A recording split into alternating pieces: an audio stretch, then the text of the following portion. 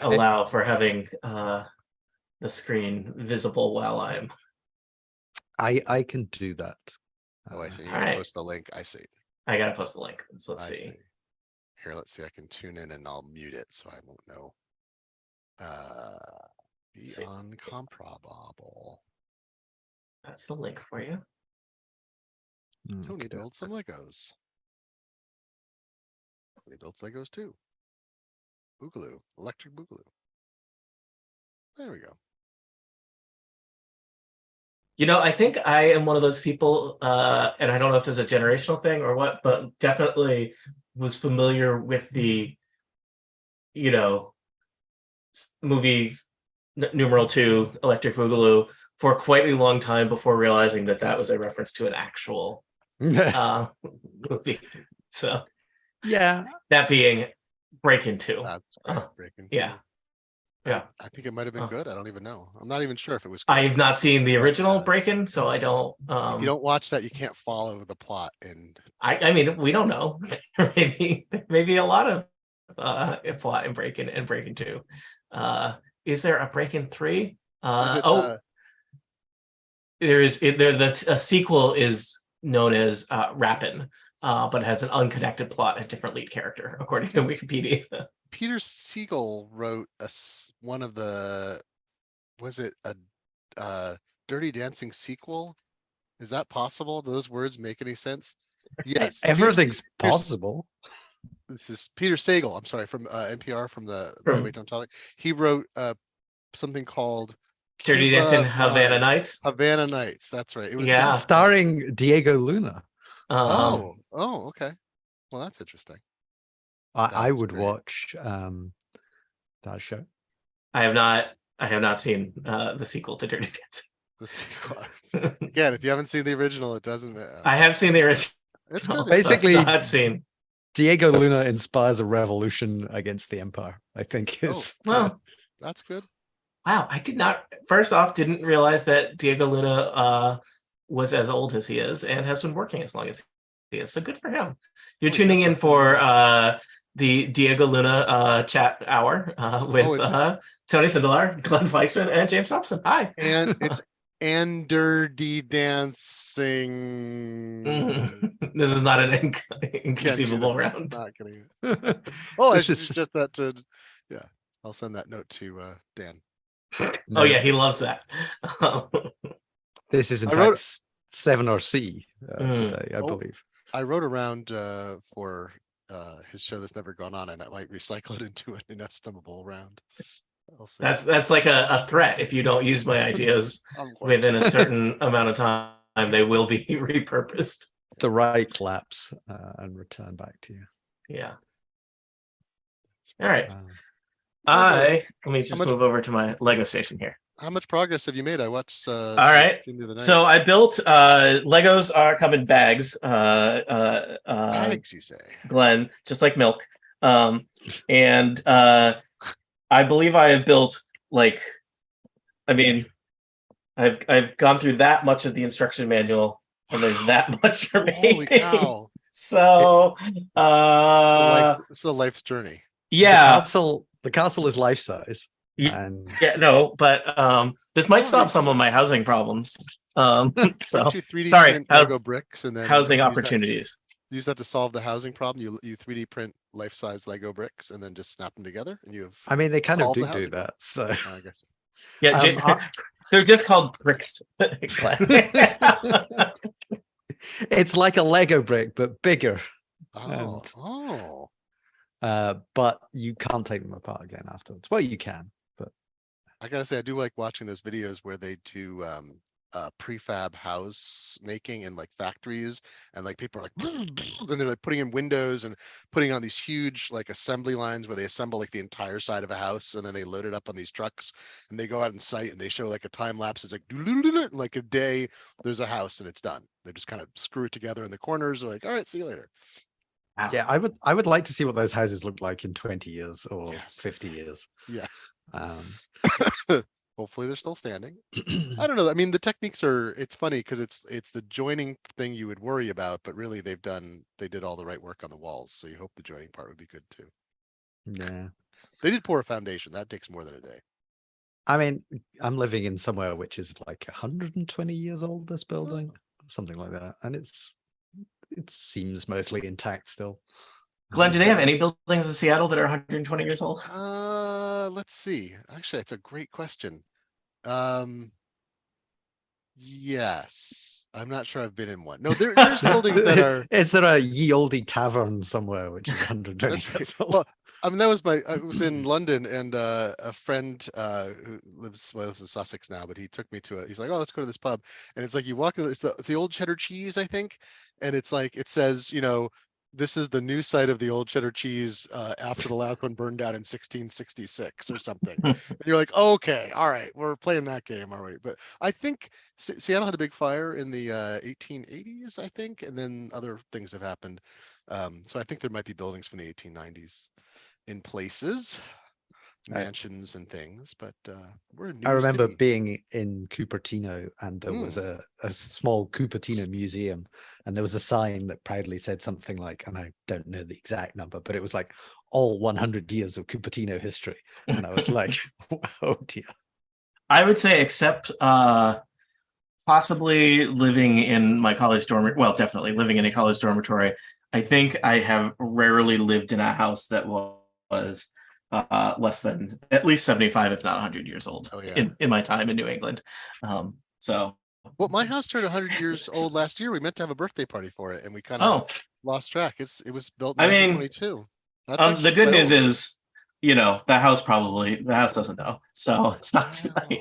There's stories that are told about it. It's kind of like, birthday parties for pets. They don't know.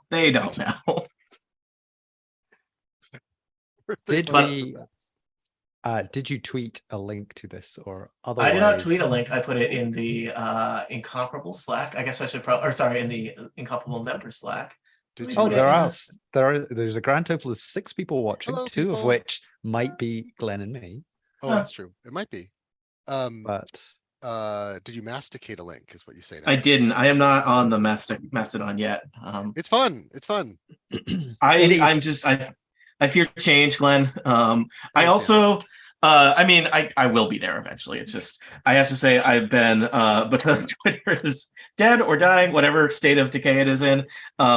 I have recaptured the time and energy I put into Twitter. Yeah, absolutely. No, I get that. I've been reading a lot of books in the last 2 weeks, and I think that has been good, which is, how often do I get to say something is good? So, I'll be on Mastodon eventually, but I'm just not in a rush. No, because I like having the time back. I think you're right. I'm sorry. Go ahead. I was just going to say, the thing with Mastodon is all of tech Twitter just moved there in about a fortnight. Yeah. So for our little circle, and if you use Ivory or one of the other apps, it's effectively indistinguishable from Twitter. Mm-hmm. But just there's a lack of everybody outside our immediate. And I wonder about that, since I am not. I don't know. I'm vaguely tech adjacent. I use Twitter in a kind of a weird mishmash of ways.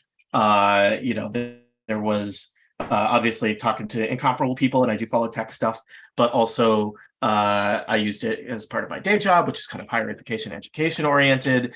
I did also use it, I feel like I had a significant number of friends for whom Twitter was their social network. They were not on Facebook or Instagram or things like that. And that's the part that part does not exist, in the new world, because they're fractured, and some, people are going to move at different times. So those are the parts that Mastodon doesn't offer that yet, which is not a slight against Mastodon. It's just, that's not where those people are against yet. Your friends. Well, yeah. It's we didn't all have a meeting and decide this is what we're going to do, people.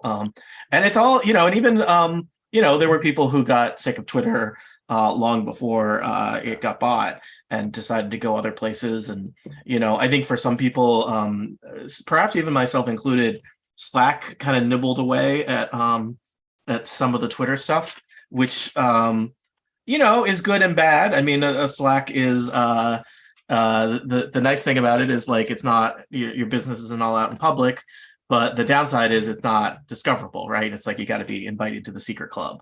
That's the I got a Yeah. little nervous about. I felt like Twitter becomes so weaponized that if you said something, you know, kind of looking out of the corner of your eye and you didn't think about how it was, it just felt like you had to Yeah. watch yourself for everything from like every side eventually.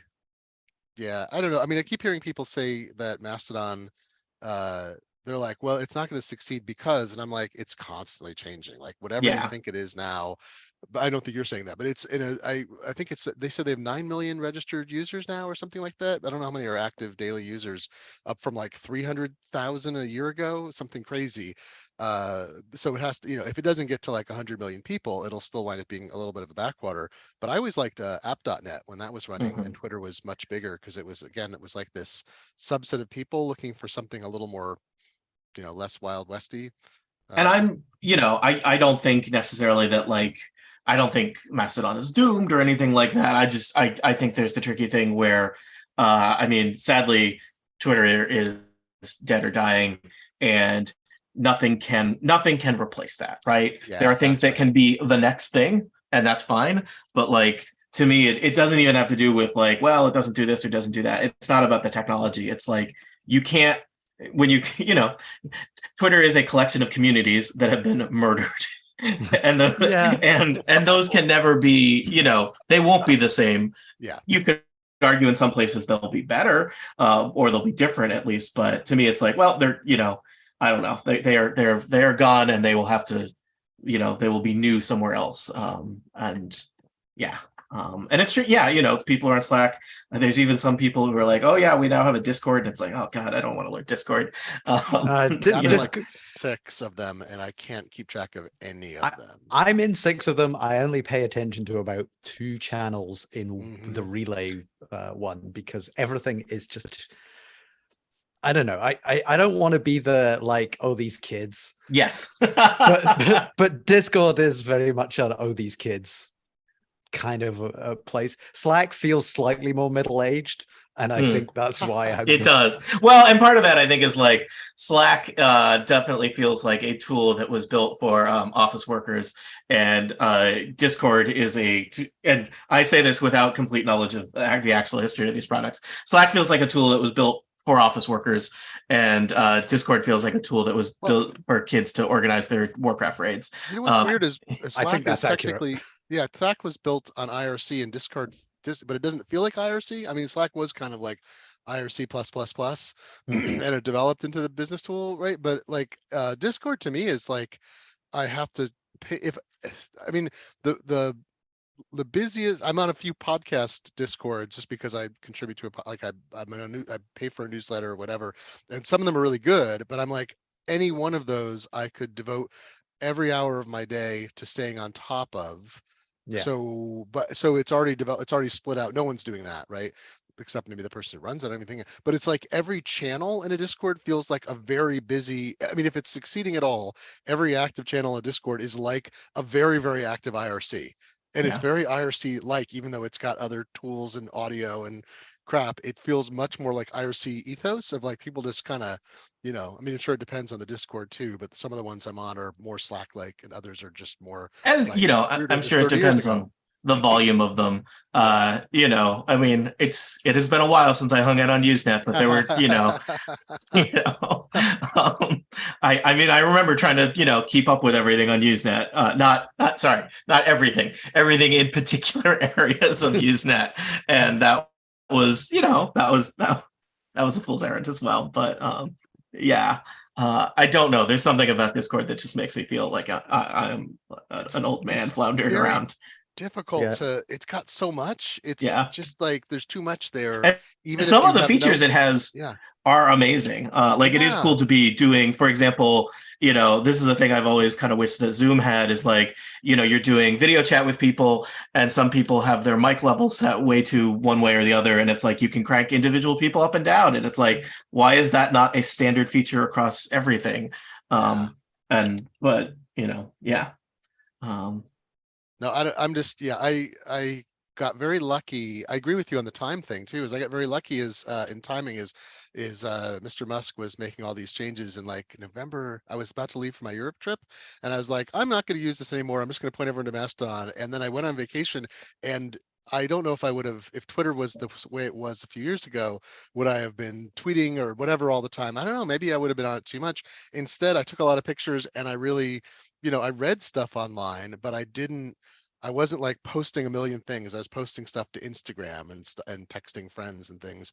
So I had like a vacation where I didn't feel tied to the internet, even though I had continuous internet access. I think a It was real great. vacation. Well, sort of. I Yeah, guess. it was great. You know? It was Yeah, weird. Real vacation. I think the only problem comes because I do think we should all just like leave social media forever. I Yeah, think that would be probably. good for everyone. But the problem comes when you're actually trying to promote things. Yes. Yeah, that's exactly it. Yeah. And I had- Yes. Once again, capitalism ruins Capitalism. everything. Capitalism. Rears its head. Yeah. because I had a modest but reasonably good following on Twitter, and I have a third, a quarter of that on Mastodon. But do you and think? Oh, sorry. Do you think that's the quality? I mean, the quality of the. Do you think? Yeah, the no. I quality of mean, you Twitter, not could to say diss people, but like, the 2/3 of the people on Twitter could be, bots or whatever. yeah, But when it comes to like when I had the PCalc 30th, which was yeah. it feels like months ago, but it was 2 like- weeks ago, right? A week and a half ago. less than 2 weeks ago. Wow. And Happy birthday. yeah, that was like, well, I'm going to post to Twitter about this, and I'm going to post to Mastodon about it, and certainly on Twitter there was some chances that you would post something and it would go viral in the true sense of the, well, not the true sense of the word, because we know what the true sense of the word is. Thanks, James. we need a new name for that, but it hasn't appeared. So anyway, and is somebody, Gruber or somebody, retweets something, and then it just gets pushed out into a completely different set of spheres of people. And I've had a few tweets. I mean, most of the time when something does that, like for the first hour, you're like, this is great. This is, my extremely witty thing has been launched into the stratosphere. And then the rest of the time is just oh no, it's been launched into the stratosphere. Everybody is misunderstanding the clever joke that was got by all the people who know me, but everything else. Would you like that joke rephrased back to you, James? Well, I'd like it rephrased back to me. I'd like it explained to me. I would like people to take it literally. GIFs from the movie that you're referencing to you, because you clearly meant to include those GIFs in your I've been curious. This is I am really curious about the commerce side, because I'm really enjoying Tony, to your point about not to turn this into a podcast. This is an accidental tech podcast. I am unqualified to be on a tech podcast. No, I think Twitter is incentivized to make you stay there. It's incentivized by engagement, and I feel like Mastodon has twiddled all the dials. So it's not exactly. I posted something a few weeks ago that coincidentally became very popular on Mastodon, which was, "Oh no, I'm feeling endorphins from using Mastodon," or something like that. And people really responded to that because they were like, "Oh my god." It was kind of like, "Oh no," but I was like, "Oh, I'm getting positive feelings. This is bad." But I don't feel that Mastodon, I think by design, it's not designed to amplify your addictiveness to it. I mean, it has elements that are very similar. So I don't feel I felt like Twitter became like very YOLO, and Mastodon is kind of like, it's there and it's sort of cool, and the people there are fun, and I can have a discussion whenever I want instead of just sort of posting at or having an argument.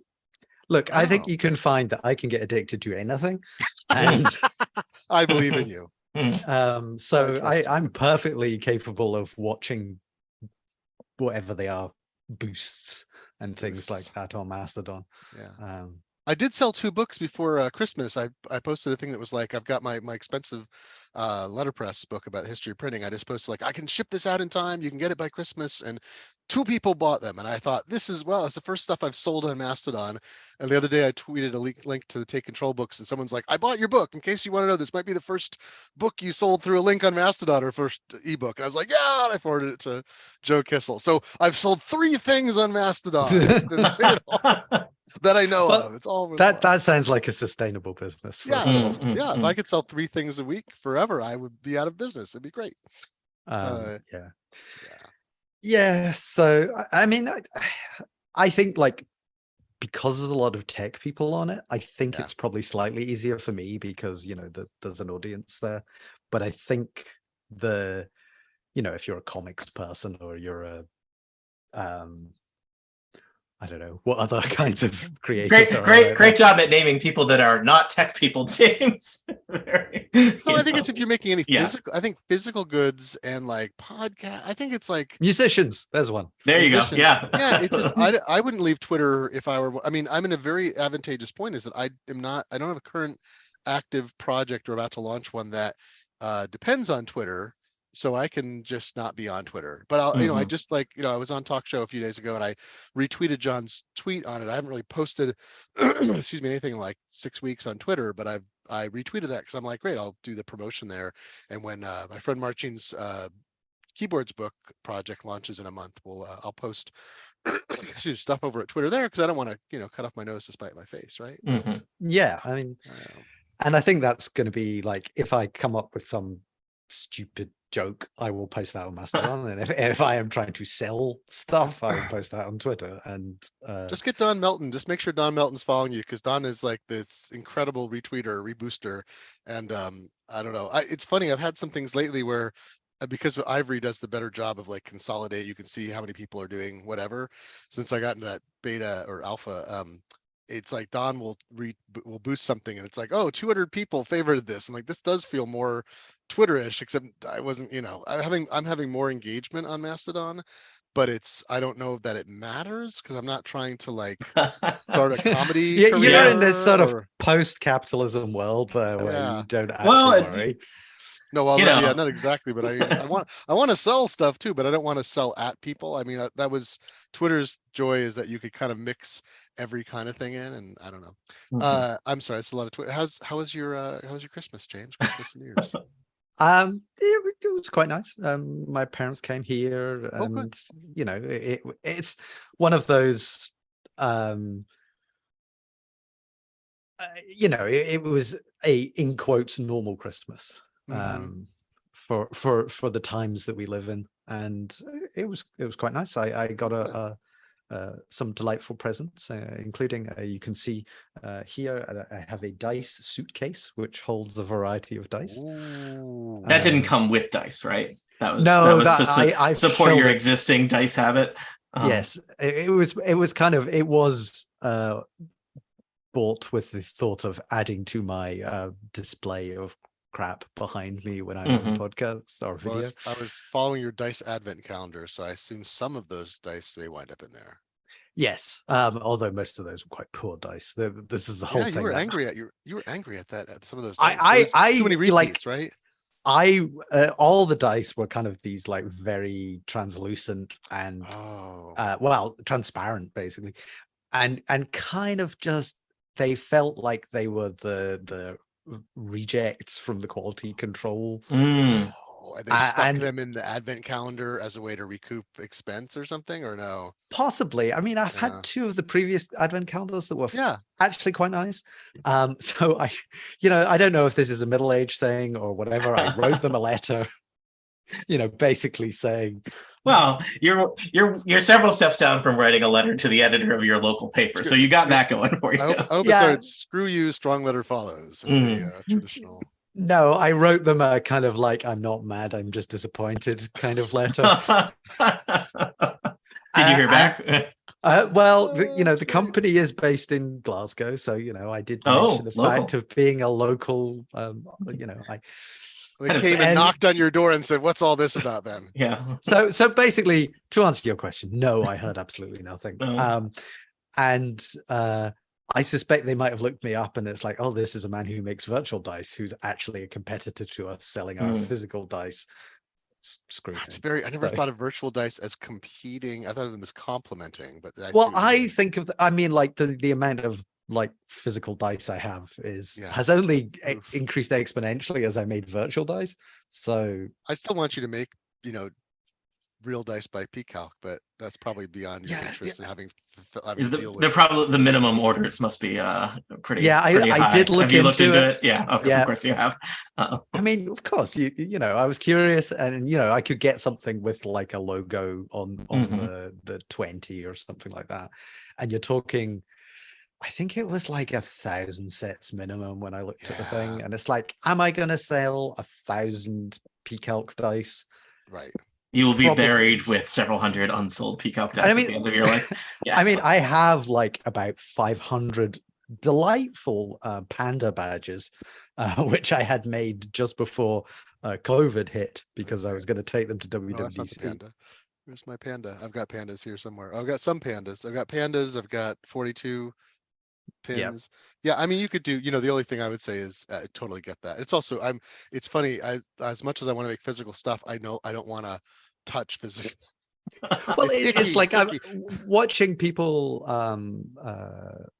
like Stephen Hackett, who's does his he's done his two Yes. Mac Apple themed calendars over the last couple of years, and it's like it's great, and you have a success, but the more success you have, you're then ending up like roping in thousands of people to help fulfill all this merchandise, unless you Yeah. have a company. But then if you have somebody like Cotton Bureau or whatever doing merchandise fulfillment, It's just it's a pain, and you're not exactly going to get rich doing it unless you're like some Critical Role or somebody like that who's doing large amounts of merchandise. Because even when I was doing t-shirts, and they sold pretty well, the t-shirts, a number of the campaigns would just get to the break-even point, and it's like, well, all these people got their t-shirts, I didn't make any money, people are happy. You made an ecosystem happy. You helped fund the t-shirt Well, I companies. helped t-shirt companies. Yeah, that is funny. I mean, this was it's kind of a same kind of thing happened to the folks at Adam and Tanya Angst. They when they were running the Take Control books business, at some point they were writing fewer books and Joe Kissel was writing more. And I argued at one point, I'm like, oh, the Angst have really created a business mostly to make Joe Kissel money. I mean, they were making money off it too, but they really were basically a mechanism for Joe. And then that shifted. Joe bought the company, which made sense because they were ready to move on. He bought he's the publisher. He has a bunch of books. Well, now Joe doesn't largely, but significantly exist to make money for me, which I appreciate that he does, because I have 12 active books, and I don't have to do anything on the publishing side. He does, and he gets, we split it. It's a great deal. He always, it's a 50-50 split, which is amazing. No other publisher does anything like that. So yay. But anyway, it's pretty funny. Like, thank you, Joe, for building a business that helps support me, that I don't have to do any of that work. But then he doesn't have to write the books either. I write those books. He takes the I think that's a profit from me. symbiotic relationship then, Yeah. You don't want to run a business where you're like, I'm supporting dice makers and t-shirt makers. Like, I don't know. You could do I mean, someday if you wanted to, I bet you would do a very successful project where you built in all of the costs and time and whatever, and it was a fundraiser for something, so people would pay more.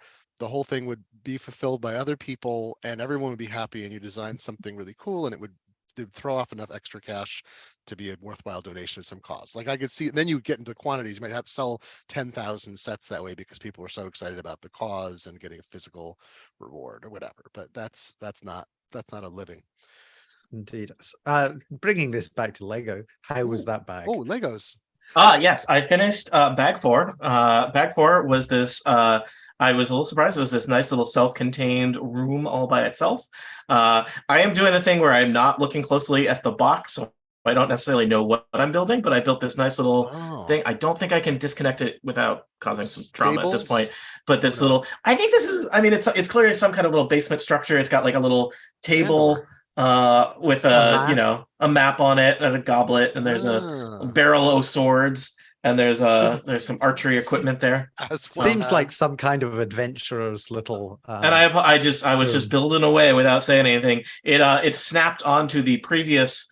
I think this is like a little kitchen-y kind of room in kind of a nice little satisfying way. It's got a kind of interesting shape. A lot of Lego castles are very square, and though this has a lot of right angles to it, it's doing something very different where there are walls that are meeting at angles, which is kind of interesting, even is just stuff- the way these fit together. Is it hinged open, or those are those are just? These are not hinges. I believe I there see. will be other parts of the castle that hinge. Oh, it's Just funny to look at casually that. looking at the box, it's got kind of like it Mhm. can either fold together into an enclosed castle model or open up with kind of more of a like dollhouse where you can see Oh, all the rooms kind so of thing. Is that your So- strategy thing? Like you kind of have a sense of what it looks like, but you don't really want to like stare at the box. or Yeah, anything? I'm not staring at the thing. So I know it'll be a castle. I kind of like discovering as I'm building Yeah. each thing, like That's what it fun. was. And that was satisfying, for example, that it was like that was one little, it comes in bags, and that bag was one, I assume, the complete room by itself.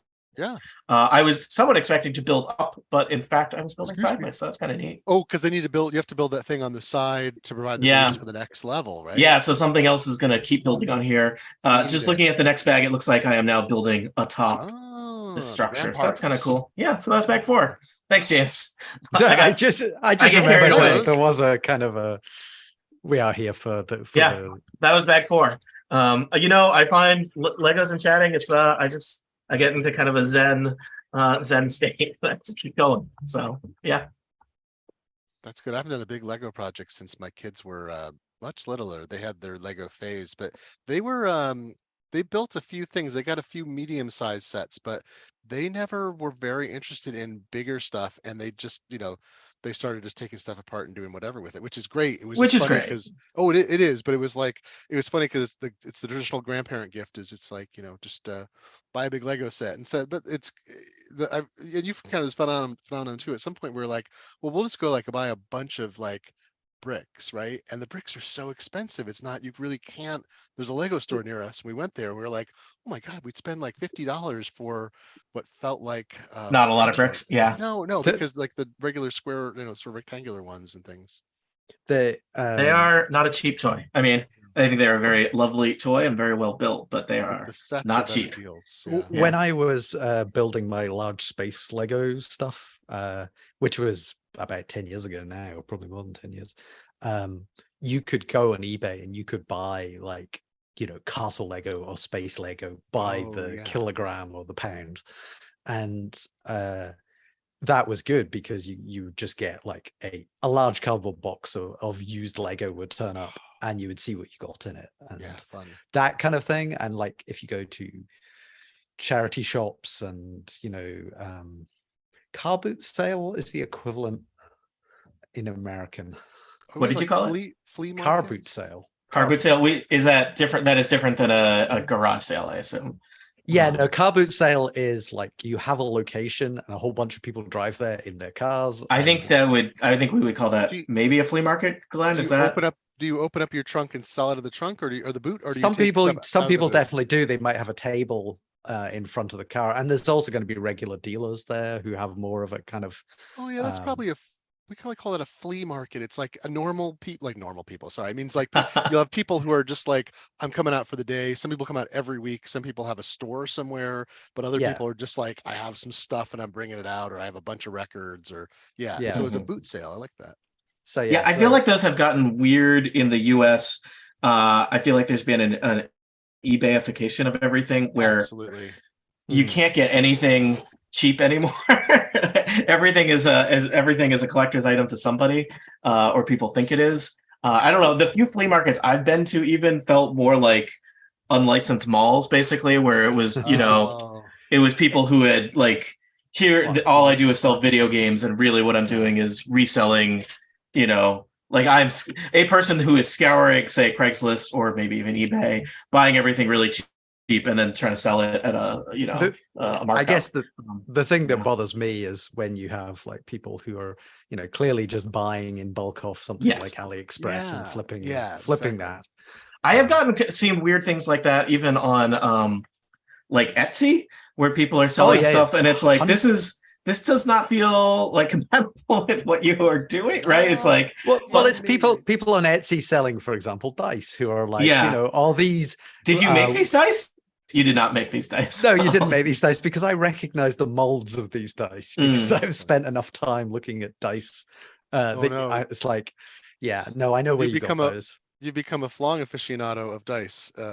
Well, it's you know the thing. If you stare at something long enough, it stares back into you. Mm.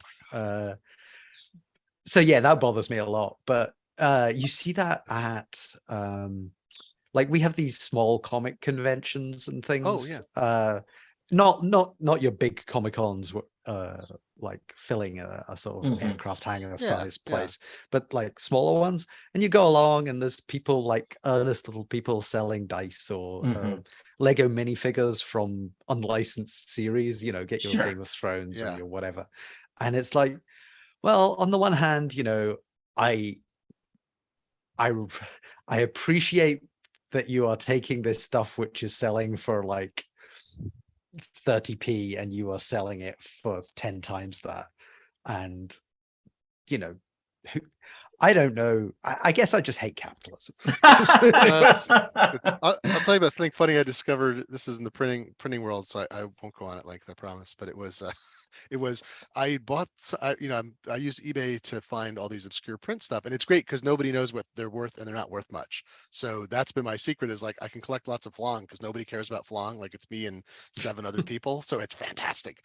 And corner the market on it. But so I have spotted occasionally someone will put up an aluminum printing plate from like modern printing, like a newspaper plant. It's like a flexible plate, and it's usually like gray colored with areas that are where ink is, it's receptive to ink, that are like a bluish thing. And I saw one that was like Obama wins LA Times. And I'm like, oh, and it was like $40. I was like, oh, this would be good for my pedagogical collection. Now I'll have a piece that I can show modern printing and blah, blah, blah. So I get it. This is a couple of years ago. I notice these are up all the time on, it's from, what is this, 2008, right? So I see them all the time and I'm like, oh my God, somebody has a plate making machine or access to one, which they're expensive, but the plates are not. So if you had access to one, you could run them out. Someone either ran out like 1,000 of these in 2018, or they have the digital file, and just every once in a while they run them out and they put them up on eBay. Because Oh, there's so too they're many. like they're fake antiques, I basically. gotta believe it, because there should only have been like, there might have been like 10 made on the day of, Mhm. or whatever, minor changes. They'd all be a little, they wouldn't be like 50, and they wouldn't all be preserved. Most of them would have been used and bent and recycled, because they recycle them and smelt them to make new plates. So I'm like, what's the weirdest scam you can think of is reprinting a Counterfeit 2018 Flong. Yeah. well, it's print, but it's like modern printing. It's basically like laser printer output just on metal, is essentially what it is. So it's kind of a weird, I think that's what's going on. I don't know. I haven't made any, I Well, haven't made any accusations. you should make some Flong of that same page and sell it. I want to make Flong. It's really hard because you need like a really stiff mold, like a Do you, positive form, and then to push something strong like paper against it. Glenn, It's do you, just because there are people listening, do you want to explain what Flong is for people that hello, aren't your close friends? hello, listeners. Flong is from the metal printing age, and it's just a paper mold that was used, a stiff kind of wood pulp material that when you'd make, if you're a newspaper, you'd make up a page of metal type that's all in relief. You'd take this paper material that's flat, stick it in a press under heat and with some dampness, and it would create essentially an exact mold of the metal piece that was flat. So like all the headlines and pictures and captions and stories and so forth. Then you pull this paper mold off, you put it in a curved casting machine, pour metal in, and it creates a curved metal plate from it that can then go on a press and print newspapers at very high speeds. So it's kind of a glue between a flat layout thing that's a bunch of pieces and a solid metal plate that can print at tens of thousands of newspapers an hour. And they're just pretty. I mean, I have a bunch of I've been developing this whole comic themed thing. So I was not. Are they? Is the main place that they are used comics? That's what your collection seemed to have a lot of, was comics. So well, I just assumed that it was a very. But it's. So you're not telling me it's for a variety of things. Oh yeah, it was mostly used in the newspaper industry. But the thing was, if you wanted to syndicate a comic strip, this is what led me down this path years ago to figure this all out. Is I was like, why are people making Flongs of comic strips? And if you drew a comic strip and you didn't have a photographic reproduction process to print, then how would you get the comic strip into a newspaper? And the answer is syndicates would take the original comic, shoot it onto photosensitive material, etch it in acid, and then have a raised hard plate, and then they would make like 1,000 flongs from the plate and send those out to newspapers all over the country. The newspapers would then cast their own plate from the flong they got, lay that out, create their full pages and print from that, or create a flong and print from it. So it was like a photocopy machine, just in metal. It was like, Mhm. oh, I've got a comic strip in metal. How do I get it in metal to a newspaper? I'm not going to send out 1,000, metal plates to them. I'm going to send out 1,000 paper molds, and they're going to make their own plates. But it also explains why the fidelity in old newspaper comics is pretty crappy, because there's like 7 generations between the artists. Because it's a copy of a copy of a copy of a copy. Yeah, I mean, it's literally, basically. I think it's 6 or 7 generations between like the artist's pen and the newspaper page. So anyhow. So what I'm hearing is Flong is basically PDF files. Yeah, no, this is it. It's like a mimeograph or a PDF. Yeah. It's like, how do you So- send out? Right. And But you would have these kind of neat from the intermediary stages. There's this. I thought of it as a rubbery kind of artifact. That's what it is the comic in reverse or in mirror. Yeah. it's right reading, because it's a mold that you cast the wrong reading, the mirror Gotcha. from which you print. So that's what's actually nice about the flong, is you look at it and it looks like the original or finished piece. Mhm. But it's just, I don't know, it's weird. So there were like 1 billion comic flongs made for strips, and there were only, there were some huge number of newspaper flongs made. But so like I have that set of like 200 Peanuts flongs that were it was a Swedish newspaper that printed in English in Stockholm, and they never ran these strips or something, and they wound up in somebody's basement, and then a thrift store, and then to a guy who sold them to me. This is like the Doctor Who tapes turning up in, Yeah, in South except much Africa. less relevant.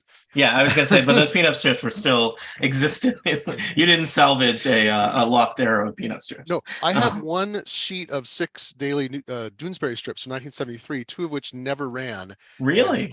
2 of which ran only in a different forum, because they were from the week that Ehrlichman resigned. And at the time, Gary Trudeau was working 4 or 5 weeks ahead, like most cartoonists did, partly for production reasons. So it was a week about Ehrlichman, but Ehrlichman was no longer in the White House. And so they had to pull those and run other ones. So some of these strips, I was actually in touch with Trudeau for an article about this, and he remembered it, but he was like, I don't even remember. I don't even know where the originals of the strips are. So I have something that's actually historically unique, because they all would have been destroyed in almost every other newspaper. But somebody Wow. in 1973 at the Hartford Courant, which it's written on it, put it aside, and then 50 years later, somebody sold it on eBay, or 45 years So later. that is very much then the same thing. So Yeah. when do you basically destroy the flong in the process of making the thing you print with? It can be. I've heard different things. I think depending on this is such a weird little, this is like the staring at the dice, knowing what mold they're from. It's depending on the process, or even like the material. If the flong is like I don't know, the manufacturer of the flong. Sometimes I have a few old flongs that were clearly cast into metal, and some of them are very fragile, they're flaky, they're discolored. And I have others that are from, some like from the 1930s that obviously were set aside and forgotten about and never used, and they are almost as like supple and fresh as if they were, made yesterday. So the process doesn't destroy it, but it's clearly pretty hard on the thing, right? The So process of casting can, like, once these you pour are metal into it, yes. an intermediary thing. These were not intended to be an archive thing. They're No, and the basically plates weren't they're either. junk, but they're interesting junk. Yeah, most of them were. I mean, this is the thing, is almost, there were probably, it could literally have been billions of flongs made, given the period of time, and most of them would have just been burned, because, hey, cardboard, we have an infinite supply of cardboard, we'll just burn it, or thrown away. And the plates were all this lead alloy, and they'd all have been melted down. Like the New York Times used 8,000 pounds of metal for every daily edition, Jesus. and then they'd melt it down and skim off the crud off the top, and then they use it the next day. Wow. 8,000 pounds. I'm just craziness. But that's and Is now there- things. I was going to say, now things are so much easier. Unfortunately, the newspaper industries have been destroyed. So that's right. I know. Okay. They got smaller and smaller and smaller. They shrunk and shrunk. Anyway, I should go and do a few other things today. Okay. I'm actually working a little, but I wanted to check in on the progress. I like your second story here that's going up. Yeah, I'm building away on my little second story here. I think these are probably like arrow loops or something like that. They're very skinny windows. I don't know. I hope I built them Oh, are correctly. those where you shoot arrows through? Yeah, Yeah, that's what- cool. yeah. Thank you for joining us, Glenn, and for teaching us about About Flong. Flong. This is I your have learned Flong about lesson Flong. for the day. Yeah. If people have Flong questions, reach out to You know, Glenn directly. if- Don't ask if- me. Right. It's what's the line? It's Mitch Hedberg used to say this is like, I saw him live and he said, if anybody would like to see me after the show, I would be very surprised. Yeah. All right. Ta-ta. Later, Bye. Glenn. Well, I did actually learn about things about Flong then, because I thought I learned more than I knew. I was somewhat familiar with it from talking to Glenn before, but I was like, I don't think most people know what Flong is, Glenn. So I thought you printed directly off it in some kind of like, who knows? Anyway, we have all learned something. we've all learned something. We can now cash in that educational credit for this YouTube. So Yes, it's the social media or social media of the however long ago Flong was used. mhm. I have no idea. Yes. Well, I will stick around for a bit because I want to see what excitement comes in this level. Yeah, I think I'm on my second bag here. I think I'd like to get through 3 bags today. It's going to take me a long time to build this whole castle, but it is, I would say, starting to look much more castle-like, right? I mean, it's got 2 stories now. I feel like I'm building walls. I'm not just building a house that happens to have gray walls. Yeah. So, and it has recognizable castle features on the outside. So,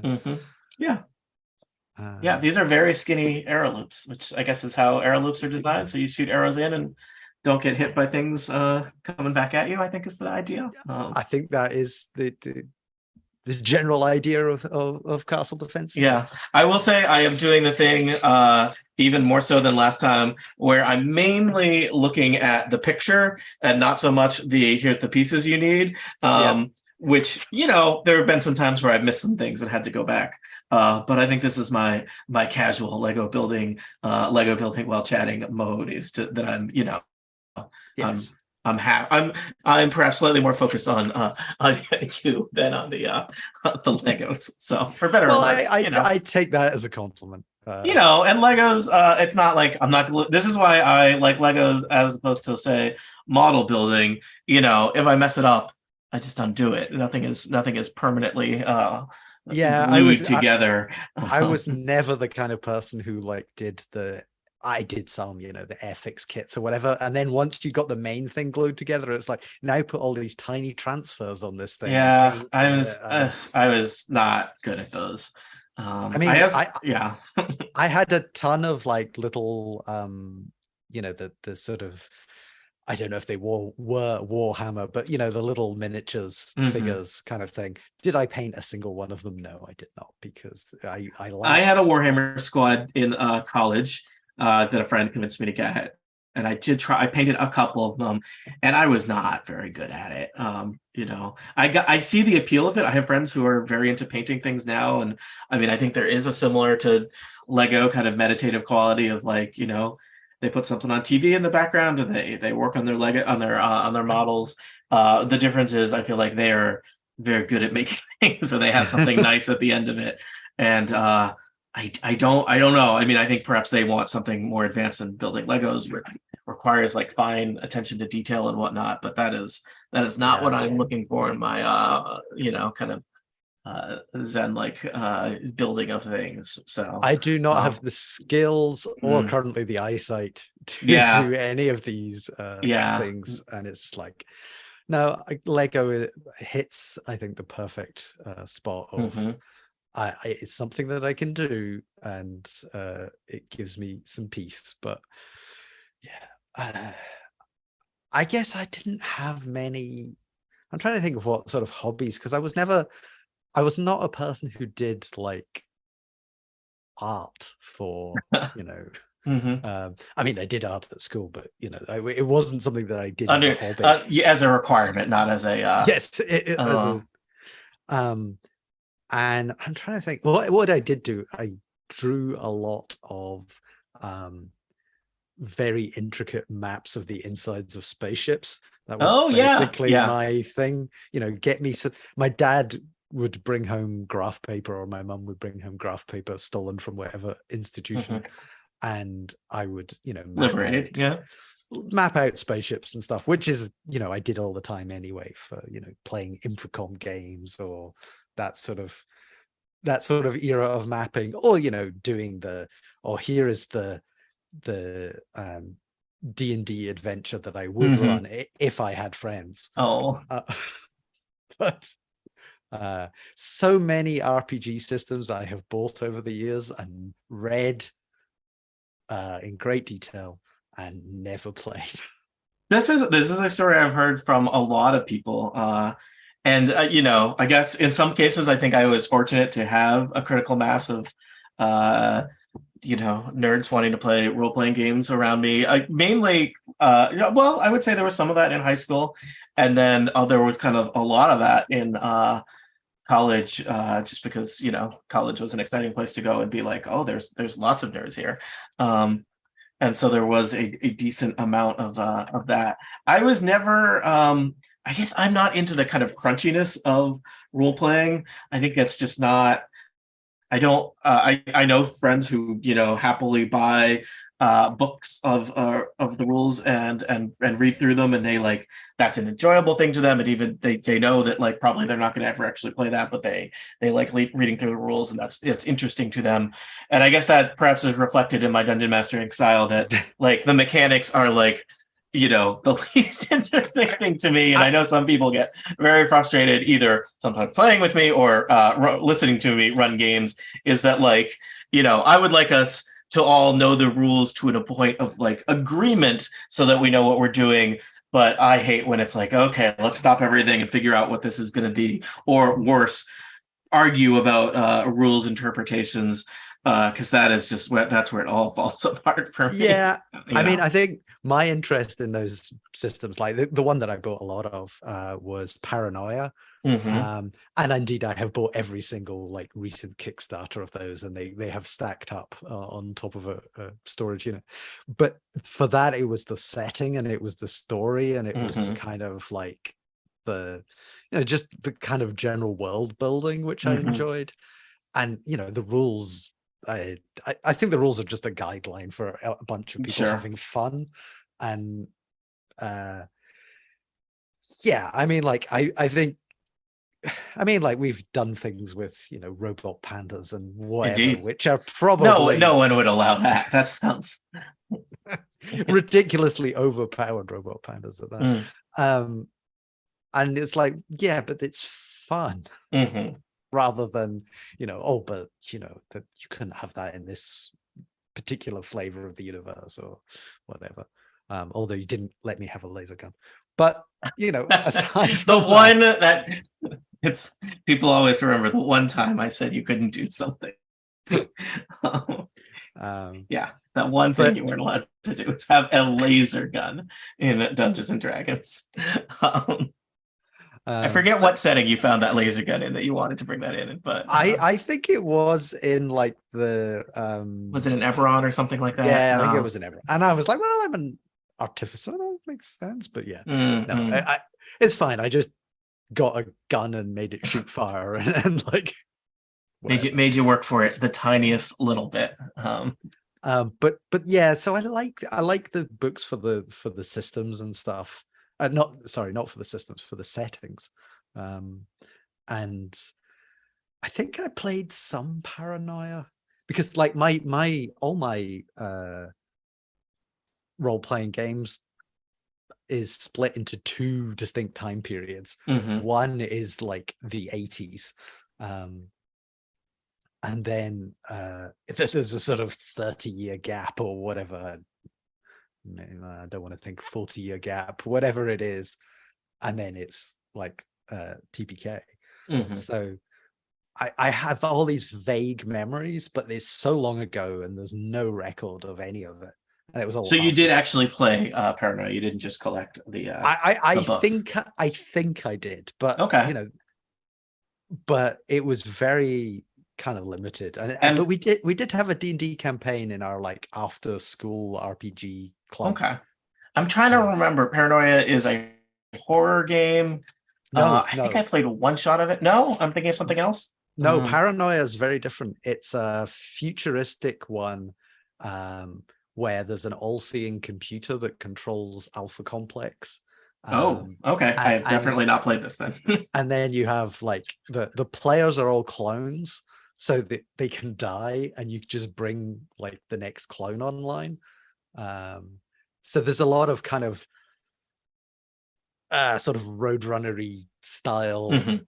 deaths, or not that the Roadrunner dies, but you know what I mean. Yes, cartoon. So Cartoony you mean what Wile E. Coyote style? Yes. Yes. And there's like layered on top of that, there's like people might have be members of a secret society which is banned, and so they're working for a particular faction. They might have mutations, I think, and the thing that I remember most was like kind of instead of levels as such, you had a security clearance which went up. And it's a really interesting setting.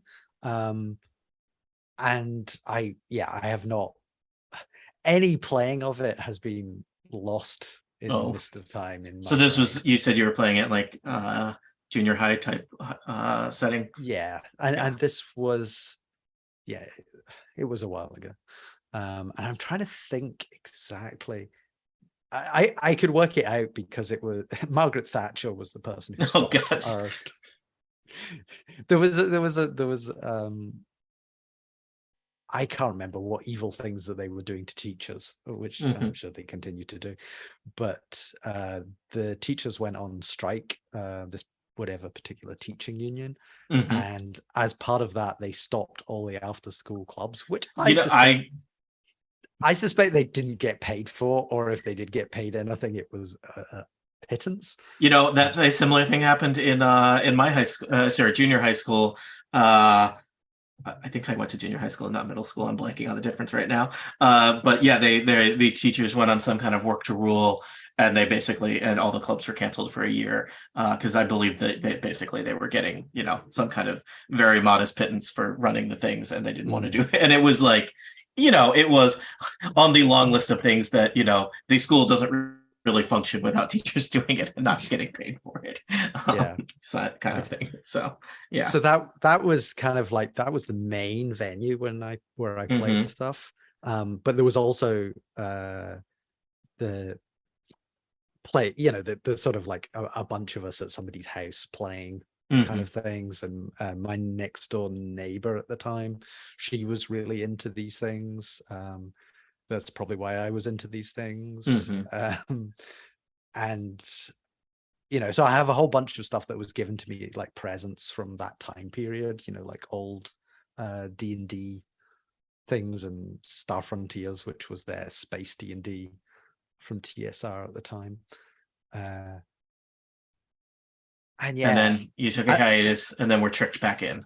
Yes. Well, I mean, like the last time that I remember playing D&D was so you know the Chernobyl nuclear reactor disaster. Yes. Okay. I am familiar with that. Yes.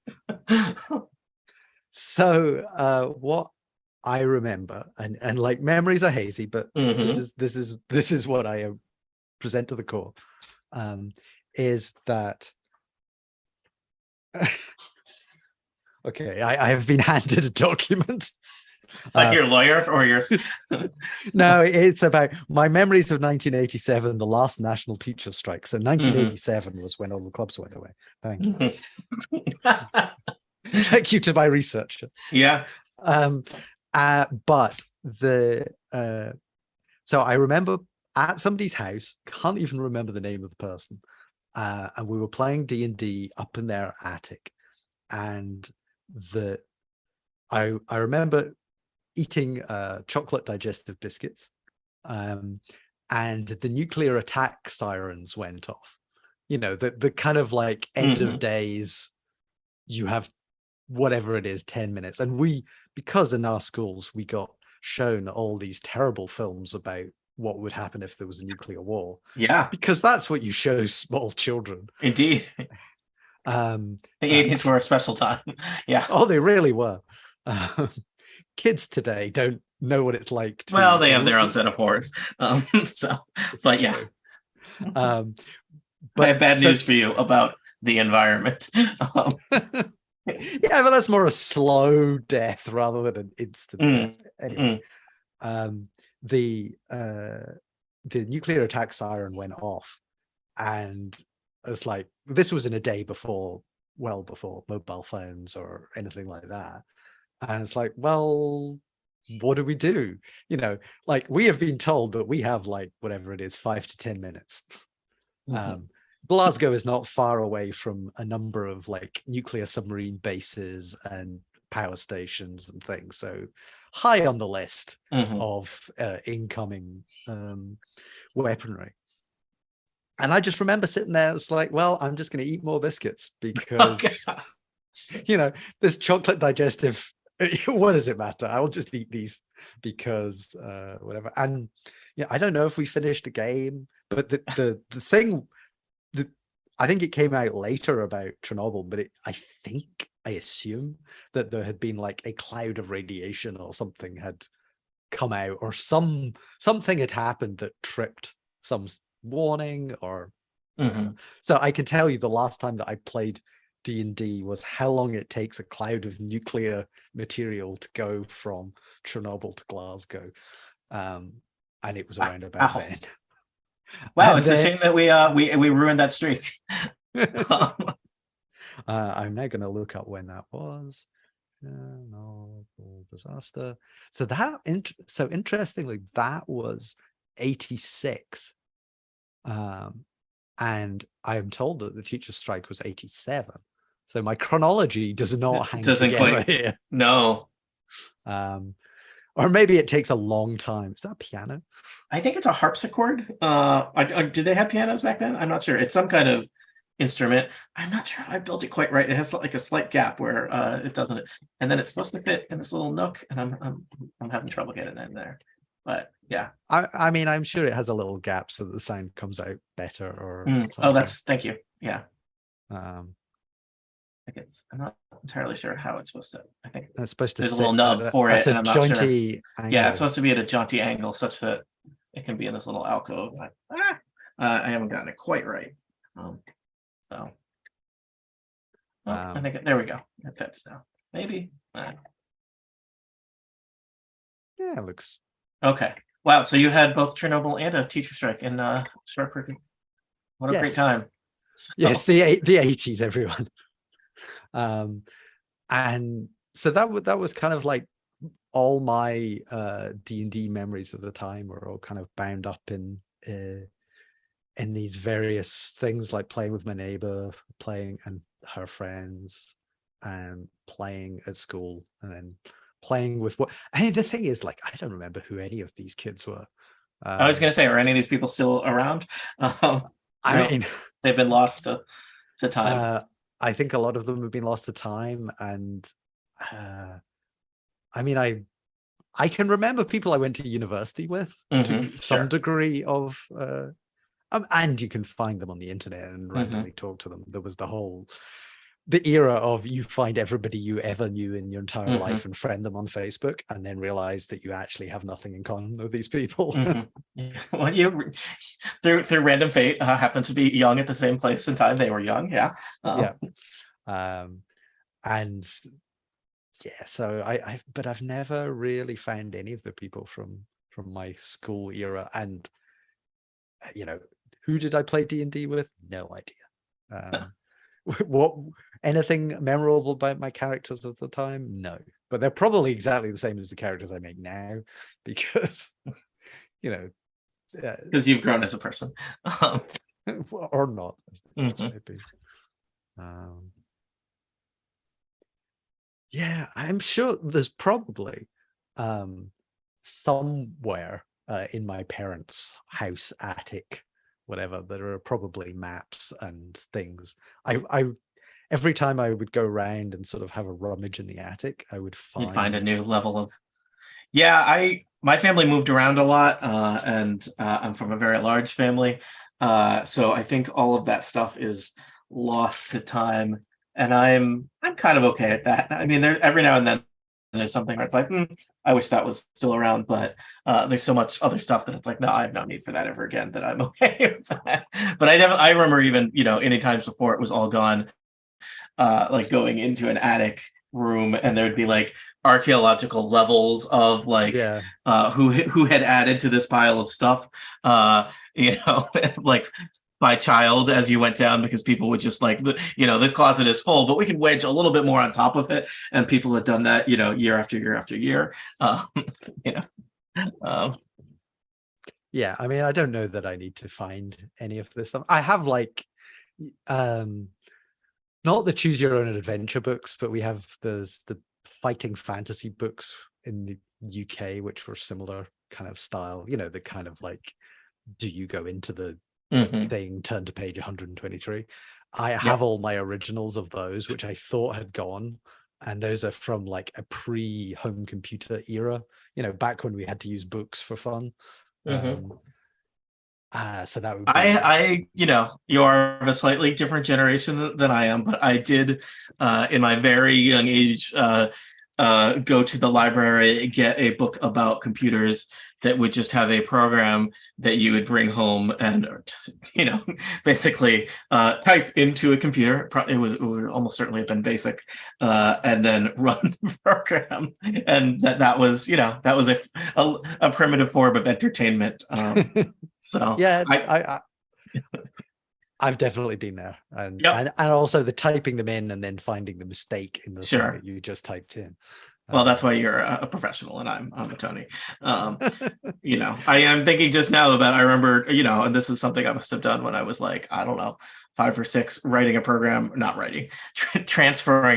in BASIC that was vaguely themed about flying some kind of starship, but it was actually just a thing where you had to do math to keep the starship from exploding. That sounds like the worst like educational. Well, there was something where it was like, we have to keep track of the fuel in some way, so we're doing something, and you have to do some math because the main computer can't do math or whatnot, and so you were doing math to make sure that there is enough fuel or not the right amount of fuels, and if you do it wrong, boom. And you start over and do more math. I like the concept of you transferring, the program from one medium to another medium. So you're basically human flong. Yeah, it all comes around the flong. Yes. I did a lot of that sort of typing in stuff, and then tried to write my own little things. Sure. And was not great at it. And it was only really university when I actually learned how to properly do computer programming. But yes, no, I did those magazines, and that was, I think I got my first computer in 83 or something. Tries to do maths in his head about how old Tony would have been in 83. I would have been about 2, so that's kind of what I was thinking. Yeah. So I did not have a computer. I was busy being 2. I think that was probably the correct decision at the time. Yeah, I did have access to a computer at a very young age because my dad was a bit of a hobbyist. So, and I think my parents had a computer for work at a time. I don't know how much it was for work / how much it was a hobby, but I certainly had access at home to a computer when that was not a normal thing. Especially in the place where we happened to live at the time, and we're talking of 80, 86, something that you're running WordPerfect on and things like that, but at a time when that was not kind of standard.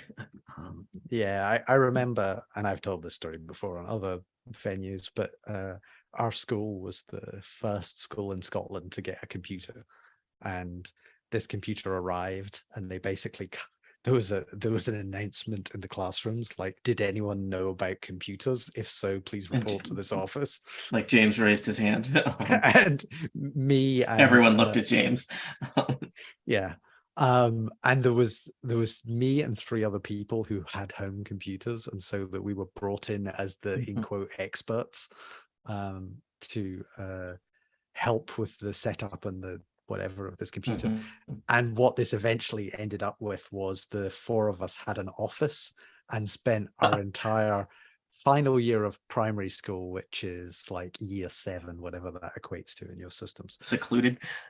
And we just sat in there and programmed the thing, and don't think we did any other work for most of that year. And then we were doing classes for the teachers and for the younger kids. Like Mhm. before school started, we actually Wow. ran a little computer class for half an hour or whatever. And I think we probably broke many regulations. Well, we didn't. We were children. Yeah. I don't take responsibility for this. Mhm. But I think You know, I will say, as somebody working in the education world, to just study a lot about education, I think that kind of stuff is invaluable. And it's the tricky thing where basically, we haven't really figured out how to scale those activities. I think I had some similar experiences a little bit later where, I think at other places they might have called it like an AV club or something like that. But there was our school, I think, was it called a media lab? Was it called an AV lab? But we had a very, very small, even almost to call it a computer lab felt kind of fancy or evocative of a number of computers that it did not have. Was probably some of my first experience with Apple, or at least lengthy experiences with an Apple computer, more than just running a game on an Apple II or something like that. But we had a room where they were doing media stuff, and I had access to a program called Media 100, I believe was the name of it, which was kind of like a precursor to Final Cut. And it was this kind of like, it was like part of the library. It was kind of, it was clearly like a backroom library. They're like, let's turn this into a computer lab. And there were like kind of classes, but then lots of students just doing independent studies once you kind of outgrew the classes. And, it was relatively free range. And that was, there was a lot of things that were, you learned a lot of things there. And that was, stuff you learned from the instructor, stuff you learned on your own, stuff you learned from the other students hanging out, poking around at stuff. And that was, I feel like, invaluable. And the kind of experience that should be available to more people, but is not always. So yeah, I mean, yeah. I think our school had certainly seemed to have funds, which, until, as we said, Margaret Thatcher tried to take them all away. But yeah, I guess it's those kind of things which are the experiences that set me on the path that I am on now. And yes, as you say, it's hard to scale that. You can't give all how old would I be? I don't know, like 11-year-olds their own office. This seems to not scale particularly well. Yeah. And maybe not all 11-year-olds need their own office, but I don't know, some of them should. Or maybe, do you need your own office all the time? Or yeah, how do we decide who gets that? Yeah. But we were I don't want to say used, but we were a resource that the school was using to teach kids about computers. So I feel I got something out of it. I got a career out of it. Yeah, that's worth something, right? Well, that seems to have been. All right, I am almost done with this bag. I've got a couple little pieces that I probably forgot to put somewhere. This was my first possibly missing a piece. Oh, I found it. It had rolled completely. There's like a little log. So this is the upper floor here of this little castle room that I'm building. The music room. Yeah, I guess so. It's got like a music room with a oh, sorry, I like managed to like lean on part of the base in a way that did not work. With a little hearth, looks more of a decorative fireplace versus a functional underneath cooking fireplace. But I seem to have done something a little wrong here because I'm supposed to have this platform over here and it does not line up quite with the stairs that I built for it. Double check my instructions on how I built my stairs and little thing there. But Yeah, bags 4 and 5 have taken a little bit longer than I thought, so I may just stop at the end of this one today. Just double checking here. Yeah, Alright, no, well, I don't know. I'm a big fan of unstructured or self-structured access to resources and building stuff. And yeah, I mean, it was definitely the unstructured things where I learned the most, I guess, Yeah. in school. There was, like, I ended up like many kids who were trying to get out of physical education PE stuff. And did you get to plug in hanging out in your office for required PE? well, this was a later school, but what I did instead was, because there was a bunch of kids who were either, you know, sickly or just difficult, who weren't we were sent to the school library, and we got to hang out in the school library and read any book we wanted. Mhm. And that school library had a world of books that I don't think was suitable for any child of any age in that What? school. What does this mean? Well, I mean, like, it had a really good science fiction section, which was Mhm. where I spent a lot of time reading all those things. But I remember there was a copy of Aldous Huxley's Doors of Perception, which I'm not was familiar with this, but I assume that's a slightly more adult science fiction title. well, no, like, you would think it's science fiction, but it's not. It was actually a non-fiction book where he, and if I'm remembering this correctly, basically documented his experiences with a variety of drugs. Oh, wow. And I remember reading that thinking, I don't think I should be reading this. It's always great when you as a child have that, like, am I going to get in trouble for this? I mean, I've finished reading it. So. And it did not inspire me to do any of the drugs listed in said book. So, see, I think my version of this kind of flips back on that. I remember when I was 14 years old, which is the minimum age, or earliest age you're allowed to have a job in the US, or at least at the time I was that age. And I had a job shelving books at the local library. It was kind of dreary because you were just by yourself, and you'd be, there'd be a cart full of books, and you take the books into the stacks and have to put them away. And it always felt not very satisfying because there would just always be more books. So it did not matter, like, how efficient you were or how fast you were, there would just be more books. And I found that, like, I think they talk about that with, like, the postal service, and people, like, get, like, unwell because it's like there's always more mail, and so you can't really keep up with it.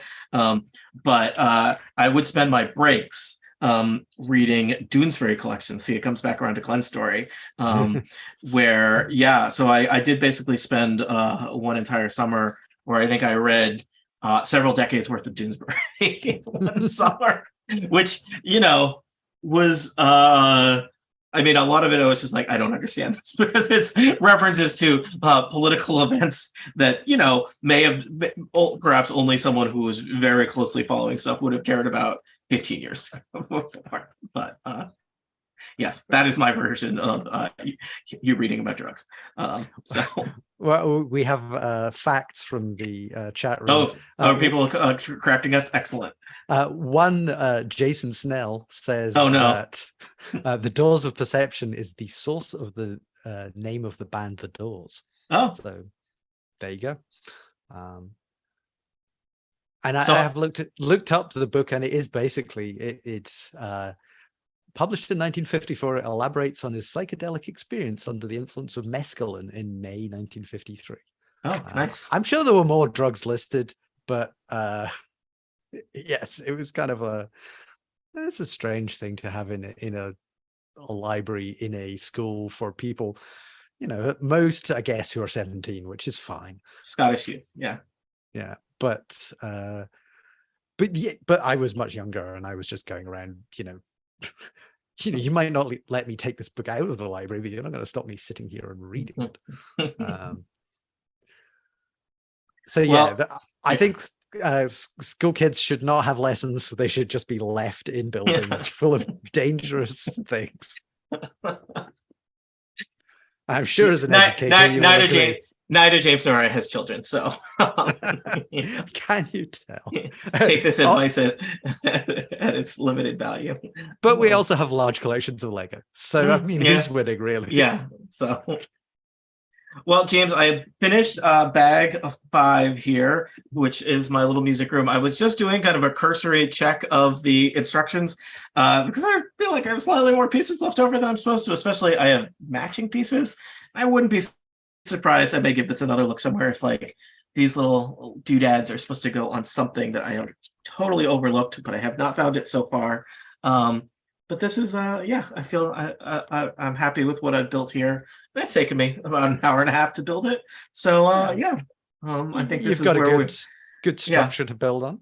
yeah, I think this is where I will pause for today. So James, thank you for being here. Glenn, thank you for having previously been here.